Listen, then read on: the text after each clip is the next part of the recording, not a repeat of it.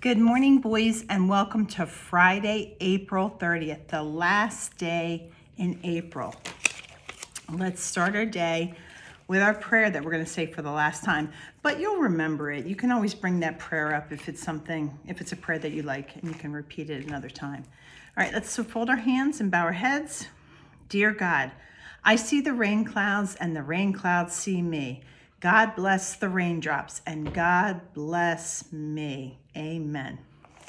Welcome, welcome everyone. Now we're here, we'll have some fun. First we'll stretch, touch our toes. I'm leaning down, I'm touching my toes. Clap our hands. And then who knows? Welcome, welcome everyone. Now we're here, we'll have some fun. Great job. Okay, so let's jump into our day. I'm going to read you a story about some frogs, my friends the frogs here, and the title of the story is called It's Mine. It's mine. Then we're going to do a page about in the garden. And it's going to be some direction about what's next to a picture, what's above a picture, what's beside a picture, what's on the picture. So we're going to need to put our listening ears on. We're going to be doing some cutting, and then we're going to match the boxes that we cut out to the boxes up here. And we're going to do spring, trace, and count. So we have 10 flowers here, and we're going to trace them, but I'm going to put a little twist on it because I'm going to give you the colors that we're going to trace each number with. So again, listening ears on. And then we're going to take the green paper that I gave you, and you are going to put your hand on the green paper, trace it, cut it out.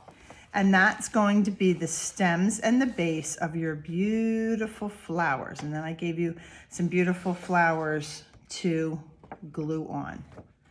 So that's going to be our craft for today. All right, so let's jump on in. Let's get our scissors out and our crayon or our marker. I'm going to use my purple marker because purple is the color of the month for the last day. I'm gonna take out my purple and let's write our name on top of the worksheet that says in the garden, in the garden. And I'm just going to read the directions while you're writing your name. Cut out the cards below, listen to each sentence, and put each thing in its spot. So the first thing it's asking us to do is cut out the boxes on the bottom. All right, so we're going to cut along this line. Okay, and when we get that cut, then we're going to go back and cut along the lines again, the outside of it's a long rectangle. Okay, so we just have this left. And then we're going to cut out each of these squares. Now you're going to have 5 squares, and it looks like our directions are going to ask us for, oh, it does say 5 things, so we're going to use all 5. All right, so looking at this, having your pieces to choose from on the table next to you, kind of spread them out like we do puzzle pieces when we're trying to get ready to start our puzzle so we can see all the pieces. And let's put our listening ears on. Number 1 is asking us, the cloud is next to the sun. The cloud is next to the sun. So we're going to take our glue stick out and we're going to look for the picture of our cloud. There's our happy cloud right there. And it's asking us to put it next to the sun.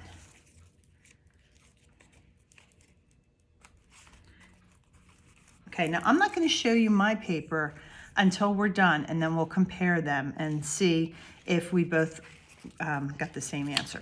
All right. Number 2 is asking that the butterfly be put above the carrots. So let's pick out our butterfly.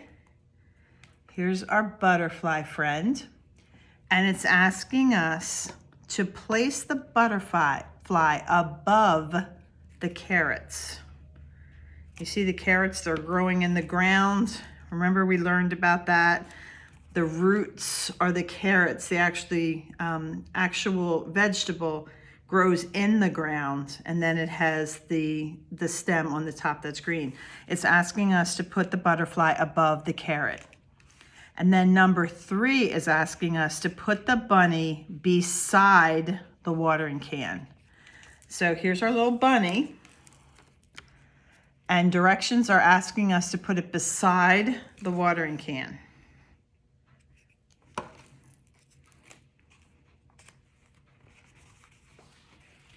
I'll give you a couple seconds to make sure we're all caught up. Number 4 is asking us to put the ladybug on the watering can. So here's my little ladybug, my lucky ladybug. And it's asking us to put the ladybug on the watering can.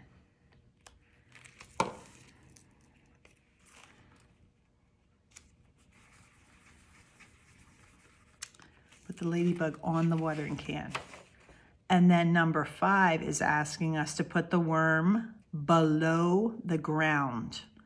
Below the ground. So look for that line that the carrots, the root is underneath. That's the green, the yellow, the orange part of the carrot. But we did learn carrots come in different colors.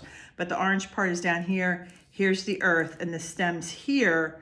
So it's asking us to put the worm below the ground, as if the worm has dug a hole and gone into the ground. So the worm is going below the ground. Okay, so I'm going to share mine with you. They asked us to put number 1, the cloud next to the sun. And then they asked us to put the butterfly above the carrots. Number 3 asked us to put the bunny beside the watering can. So here's our little bunny. Number 4 asked us to put the ladybug on the watering can. So the ladybug's right on top of the watering can. And then the worm is below the ground. Here's the ground, and the worm is below the ground. All right, excellent job. Now, if you want to go back when you're done and color in this picture, you can do that during coloring time. During that, if any of these you got a little mixed up, just ask the adult that's working with you today just to read the instructions again, and then just, put that thinking cap back on, and I'm sure that you can figure it out if you had any questions about it. All right, so I was gonna go to our next worksheet, but let's read this book. I read this book a lot. I'm hoping that I didn't read it to you before, but if I did, that's okay, because it's a good book. Okay, so here's our first page. I'm just going to show you it and then I'm going to read it to you, and you can look at the pictures here. In the middle of Rainbow Pond, there was a small island. Smooth pebbles lined its beaches, and it was covered with ferns and leafy weeds.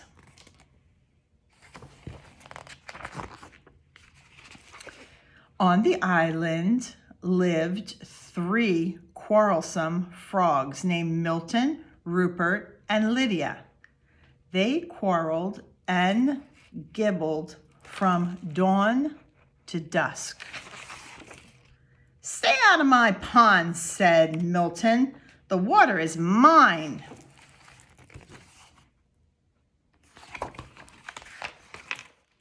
"Get off of my island," said Rupert. "The earth is mine."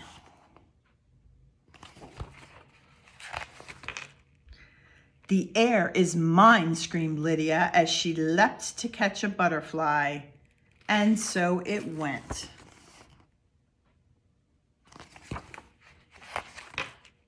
One day, a large toad appeared before them. "I live on the other side of the island," he said, "but I can hear you shouting, 'It's mine, it's mine, it's mine,' all day long. There is no peace because of your endless bickering. You can't go on like this, and neither can I." With that, the toad slowly turned around and he hopped away through the weeds.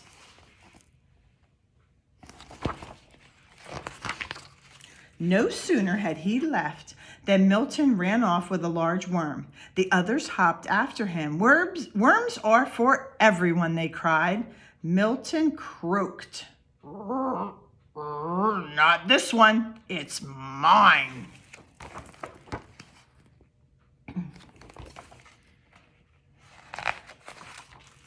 Suddenly the sky darkened and a rumble in the distant thunder cried over the island. The rain filled the air and the water turned to mud. The island grew smaller and smaller as it was swallowed up by the rising flood, and the frogs were very scared.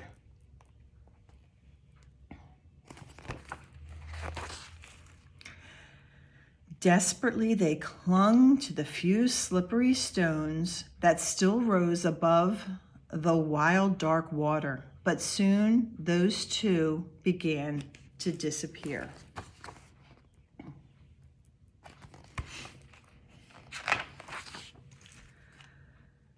There was only one rock left, and the frogs huddled and trembled from the cold and fright.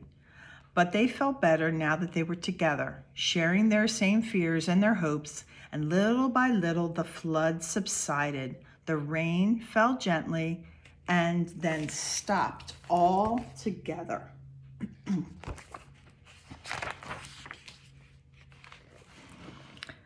But look, the large rock that had saved them was not a rock at all.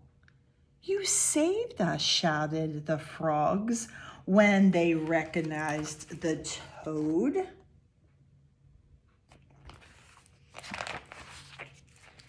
The next morning, the water had cleared. Sun rays chased silver minnows on the sandy bottom of the pond.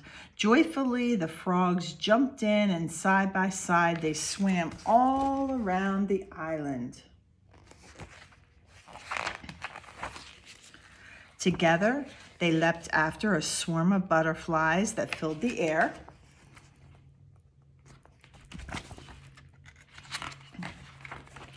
And later, when they rested in the weeds, they felt happy in the way that they had never felt before. "Isn't it peaceful?" said Milton. "Isn't it beautiful?" said Rupert. "Do you know what else?" said Lydia. "No." "What?" said the others. "It's ours." It's not just mine anymore, it's ours. The end.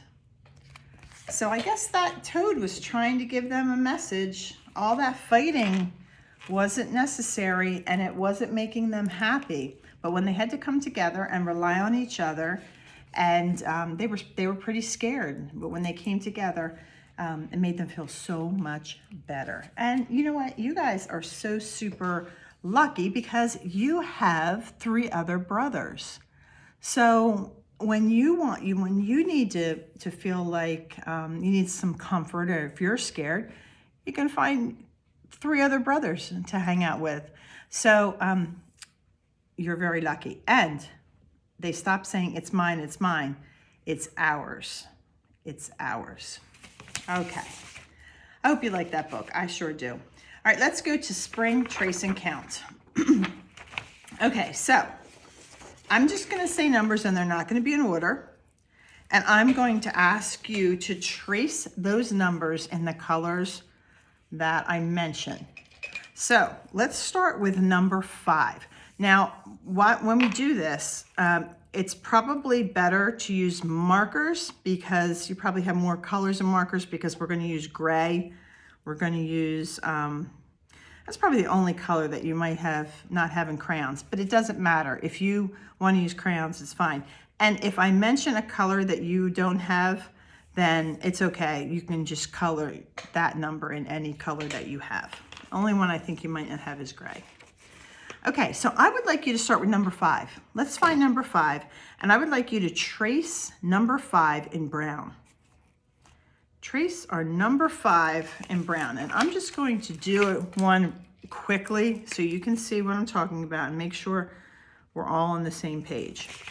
All right, so here is my number 5. I found my number 5, and I traced it in brown. I traced it with my brown marker.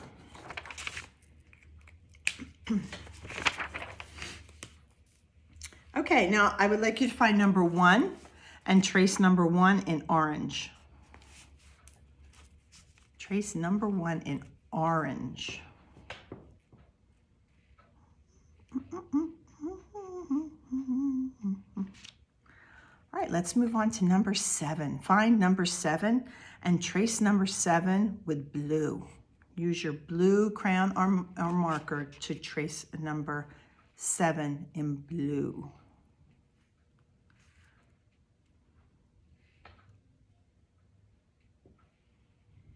All right, let's find number 3. Number 3 flower, and we're going to trace that number 3 with red.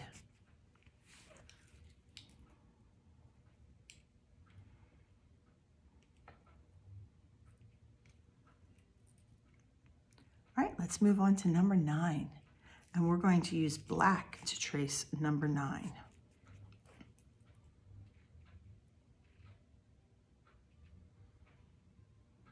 Trace number 9 with black. All right, let's find number 4, and we're going to trace number 4 with green.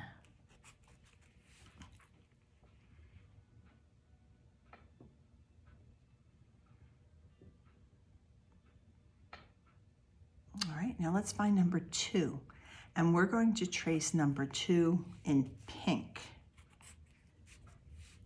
And if you don't have pink, then you can just use any color for number 2. But if you have pink, I'd like you to use pink to trace number 2. All right, let's find number 10. 10. And we're going to trace number 10 in yellow. Number 10 in yellow. Let's move on to number 6. Number 6 is what we're going to use that gray for. So trace number 6 in gray, and if you don't have a gray marker or crayon, then just go ahead and use any color that you have for number 6. When May comes, we're going to talk about gray. We're going to talk about black and white, and then we're going to make different shades of gray. Number 6, we're going to use gray to trace that number. And our last number is 8, the great 8. And we're going to trace 8 in purple. I'm going to use purple to trace number 8. Okay, so again, when you're done this, if you want to go back and color the stems or you want to color the butterfly, you go ahead and do that. The only thing is, I would like to see the numbers and the colors. So if you didn't use marker, if you use marker and you color it on top of them, I could still see them. Maybe not yellow. So if you decide to color them in, just make sure I can still see the numbers. All right, so put that aside. Awesome job. All right, and now I gave you a piece of purple paper. Purple's the color of the month for another, I don't know, 8 hours. And then we're going to move on to May, and we're going to have the color gray, black, white, and gray. So I gave you a piece of green, and you're going to trace your hand. So we're just going to put our hand on our paper, and we're going to take our crayon or marker or pen or pencil, and we're going to trace our hand. And after you have, I'll trace it on the back, mine on the back of here. I'll just trace a little bit.